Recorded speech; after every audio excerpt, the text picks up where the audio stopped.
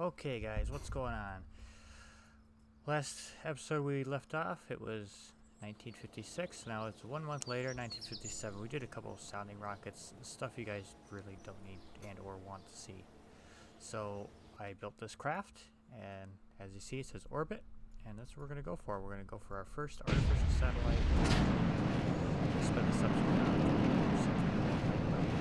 it's a pretty basic rocket, RP-1 on the bottom.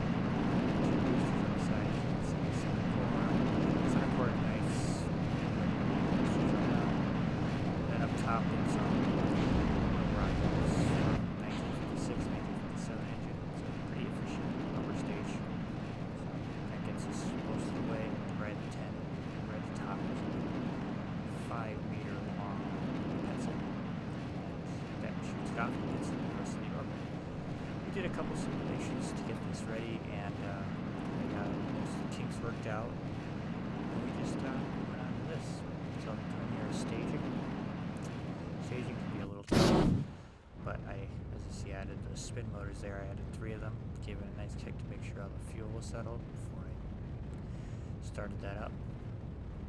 This engine doesn't really have, it has a lot of leeway with that. I don't really know why, but so as you can see here, all we need to do is we just need a orbit. As long as the periops is above 150k, the apoaps can be whatever you want it to be. Doesn't matter, as long as you are in orbit, that's all it cares about. No fancy electronics, nothing. So right now we're thrusting mostly at the horizon, getting our speed up to orbital velocity. And if you're doing the calculations versus the delta V I have left with the speed I have, you can see that you know, we have more than enough. We have way more than we really need for this. So there we go, separate. There's that AJ-10. It's the Aerobee upgraded twice to get that. And the bad thing about that is you can't use the balloon tanks that I have, so we have to use the old AL2 high pressure tanks. It's a pressure fed engine. So we're just burning it out here, and there we go. That is us. That is the first contract done and over with. It is first artificial satellite. You can see me cutting through the contracts I have complete here, just trying to free them up. The video's still sped up a little bit because all you're looking at is a pencil flying through the atmosphere. But yeah, we're just coasting while we wait and make sure that the game knows that it does have a stable orbit right here. So another 40 seconds and it'll be happy with that, and we'll get our nice fancy big fat reward. And we could definitely use that money. Money keeps the space program going, and as you guys know, with that 3,000 kilometers downrange, we almost ran out of money. So now we're just pure recovery mode here. So this is good. We needed this. And there it is. We got it. Jump back to the Space Center, and with our whopping 249,000, we're gonna go for another contract. So I'm looking and I would say, alright, well, I can't do first scientific satellite because I don't have research done yet, but as you can see, it's going. So yeah, see right there, that one off to the right there is what we need. So that one right there is what we need to do, that one, so we can't do it yet. So I make a decision that while we don't have the technology yet for solar panels to do the first solar powered satellite, by the time the contract is up and the building of the vessel is up, our research will be done. So I go ahead and I start building that particular rocket. It's pretty much the exact same thing. It's just got some antennas on it, 2 little solar panels, and some batteries to keep it going for a little bit. I also put a science bit on it. But as you can see, we're spending some of our money putting points in the VAB and the R&D to make sure we keep everything up there. And yeah, we'll go and we'll grab that in the first solar powered satellite. It's got 487 days we got on it. Go back to the VAB. This is the rocket we came up with. As you can see, it's pretty much the exact same thing. So we're going to start building it now. And during the build process, we will have unlocked the technology to do it.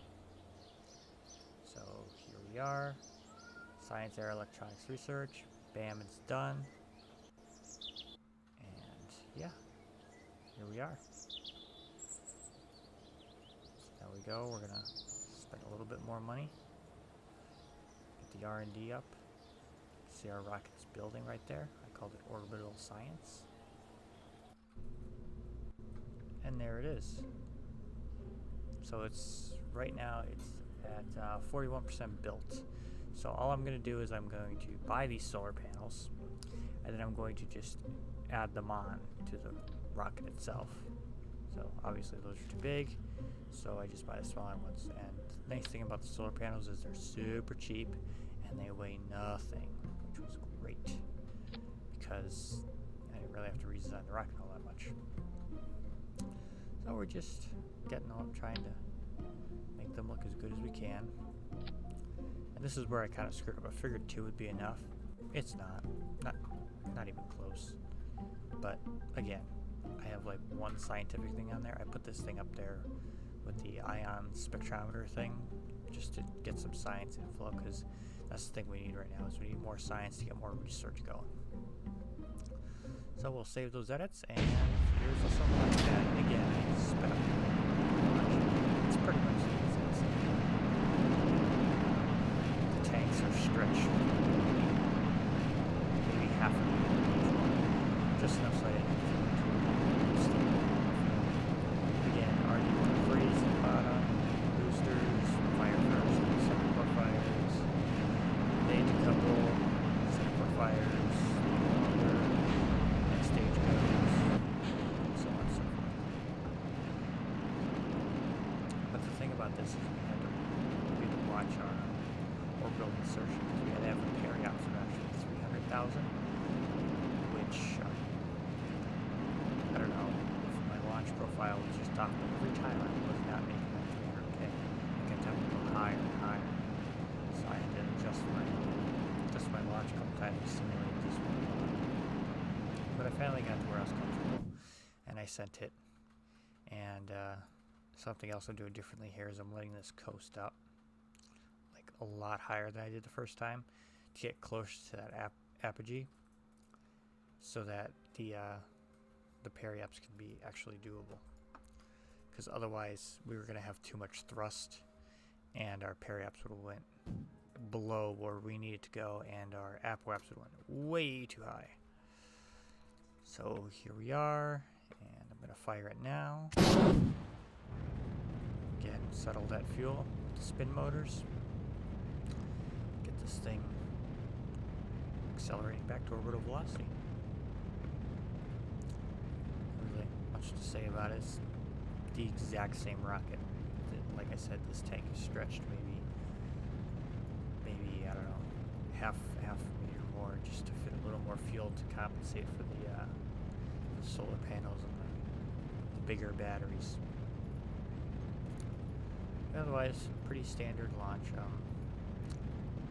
Like I said, trying to get close to that 300K periaps, and oddly enough, with high thrust rockets like this, especially the fourth stage being as high thrust as it is, your apoaps actually becomes your periaps, if that makes any logical sense to you.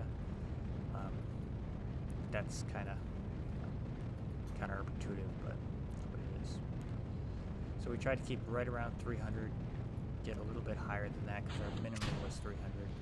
Then we ignite the pencil, as I like to call it, the AJ-10 upgraded Aerobee. And yeah, this part is sped up. It's only a couple seconds of burn time, and I want you to see if you look at the G meter, this thing is really accelerating quick. I have really high TWR in this stage, mostly because it's the cheapest way to get to orbit with a 60-ton launch vehicle. Because if you go any bigger, things go slower, and then you actually need more delta V. So that's why this is like that. Again, this has nothing on it but the iron spectrometer, 4 tiny itty bitty minuscule solar panels and some batteries, and the 2 antennae on the back to transmit the science away. So if you look in the back there, you can see our other stage. Way off in the distance, you can see some planets there. I think they're planets, I don't really know. Eventually we'll be going to one of those. Stay tuned.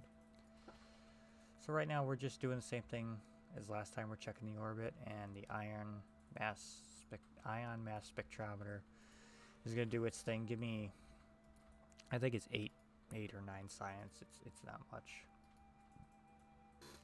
Yeah, we just sit here, we check our orbit, and yeah, very simple stuff. If you guys have been watching, Akai and me are Race to the Moon. The first to get boots on the moon wins. I think right now I have narrowed the gap a little bit, and maybe we're slightly ahead, or we're right on par with him. We really used a lot of money to get that, so we're kind of broke, but you know, it is what it is. But yeah, we usually do these live streams.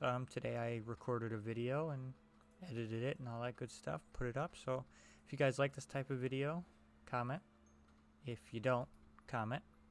Let me know if you'd rather the streams or the pre-recorded things, and we'll try to accommodate that. All right, well, we're gonna end it there, and that was part 4. So we'll be back for part 5, and who knows? Maybe we'll send some actual science payload up that actually does something. Stay tuned for that, and see you next time.